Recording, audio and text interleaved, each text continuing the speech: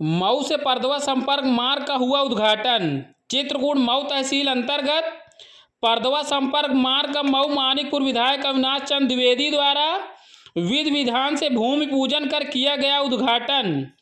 साथ में मौजूद रहे मऊ नगर पंचायत अध्यक्ष अमित द्विवेदी, ग्राम प्रधान, समाज सेवी, ठेकेदार, जेई आदि लोग मौजूद रहे।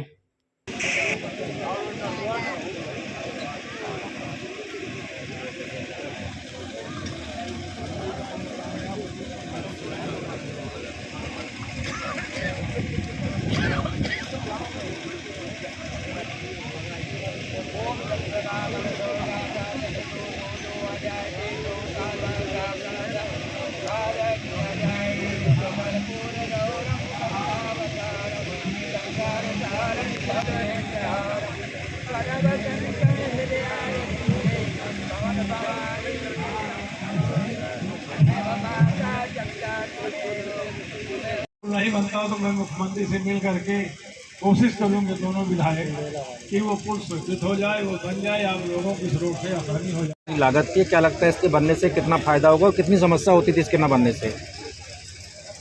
ये मऊ से परदवा की रोड बहुत पुरानी थी, ये बन नहीं रही थी। इसको बहुत सिया दुलारी ने शायद इसको बनवाया था, उसके बाद ये बन नहीं पाई है।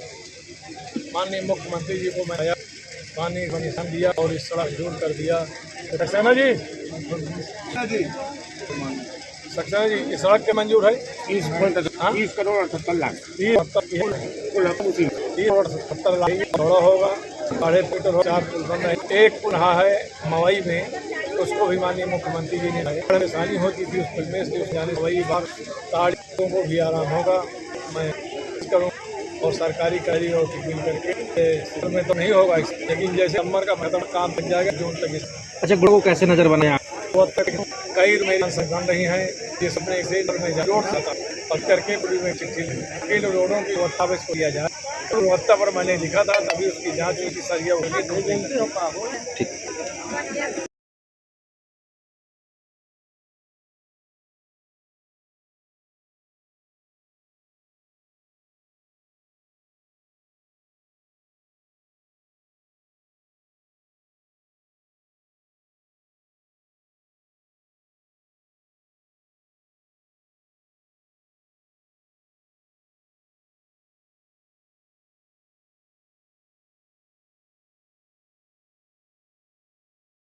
प्रवासी बहुत तहे दिल से स्वागत एवं अभिनंदन करते हैं।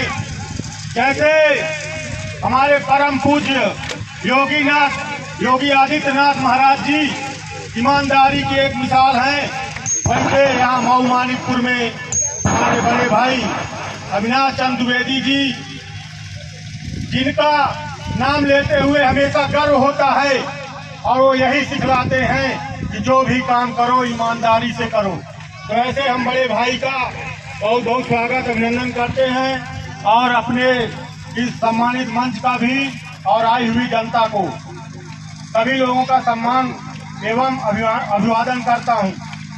आप लोग सोच रहे होंगे हमारी माताएं आई हुई हैं कि हमको क्यों बैठा ले हैं यहाँ पे, तो आप लोगों को भी जानने का अधिकार है कि रोड तो बनी हुई है, पुल तो बने हुए हैं, तो हमको क्यों यहाँ पे बुला के बैठाया गया। ये पीड़ा 50 साल की पीड़ा है। मैं भी 35 साल का हो गया, 20-25 साल से मुझको याद है बखूबी कि यहाँ पे जब बाढ़ आ जाता है तो यहाँ बोर्ड लगाया जाता है।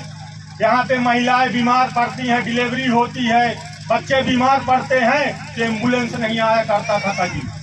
तो ये आपको बरसात के दिनों में आपको ये एहसास कराएगा कि हाँ, यहाँ पे कोई बहुत अच्छा काम हुआ है। और क्यों काम हुआ, 50 साल से काम यहाँ पे क्यों नहीं हुआ? क्योंकि ऐसा ईमानदार विधायक यहाँ तक नहीं हुआ है। ऐसा विधायक अगर होता तो यहाँ का नक्शा आज से 20 साल पहले बदल चुका होता। यहाँ पे कई विधायक, कई सांसद आए, वादा किए, चले गए, क्योंकि उनको दर्द नहीं था। इसलिए दर्द नहीं था क्योंकि वो यहाँ के नहीं थे। उनका काम था यहाँ पे आए, राजनीति करे, पैसा कमाए, रुपया कमाए, चले गए, फिर मुलाकात नहीं होनी है। अब जिनसे मुलाकात करनी हो तो हम कर भी जाए लखनऊ, आप लोग कर भी लखनऊ नहीं जा सकते। ये बहुत बड़ी बात है, बहुत ही सौभाग्य की बात है। यहाँ पर मवई बगल में पड़ता है और भी पूर्वा पड़ते हैं। एक मानिकपुर का एक बहुत बड़ा मुद्दा है, तो माननीय विधायक जी ने वहाँ भी कहा महाराज जी से, योगी आदित्यनाथ महाराज जी से, कि महाराज जी अगर स्वीकृत नहीं करते तो मैं अपना निधि उठा के दे दूंगा। और निधि कौन देता है? जो ईमानदार होता है, जिसको कमीशन की परवाह नहीं होती। नहीं तो आदमी कमीशन ढूंढता है कि मुझको इसका कमीशन मिले। तो हम लोगों को बहुत ही सौभाग्य का विषय है कि आज ऐसे विधायक हमारे बीच में हैं कि आधी रात में कोई बच्चा भी पहुंचता है तो उससे ये नहीं पूछते कहाँ से आओ, पहले बैठालते हैं, पानी पिलाते, फिर काम बताओ, फोन करते हैं। तो हम लोगों को एक यहाँ पे गार्जियन रूप में एक ऐसे विधायक मिले हैं कि हम लोगों को उनसे कोई बातचीत करने में गुरेज नहीं है। उनसे हम जबरदस्ती भी काम करा सकते हैं, लड़के भी काम करा सकते हैं, क्योंकि ये यहाँ के लोकल के हैं। उनको पीड़ा है हमारे लिए।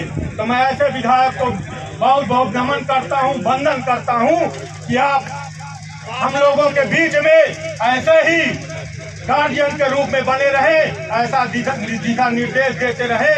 और इसी मंगल कामनाओं के साथ आपकी और आपके विधानसभा की हम लोग बहुत ज्यादा अपेक्षा करते हैं कि कम से कम आप हम लोगों के बीच में 20 वर्ष बने रहे, तो इससे हम लोगों का विकास, हम लोगों का एक वजूद बन जाएगा। क्योंकि बुंदेलखंड सबसे पिछड़ा क्षेत्र माना गया है।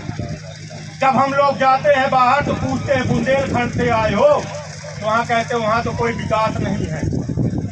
बहुत शर्म लगती है, लेकिन आज ये कहने पे हमको गर्व होता है कि ऐसा कोई गांव नहीं जहाँ विधायक जी के नाम का पत्थर न गड़ा हो। अभी हमारे रवि दादा ने कहा ऐसा कोई गांव नहीं है जहाँ पे पत्थर न गड़ा हो।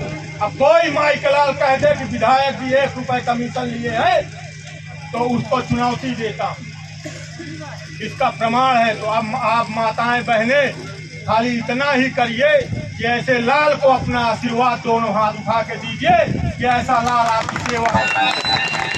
भारत माता की जय।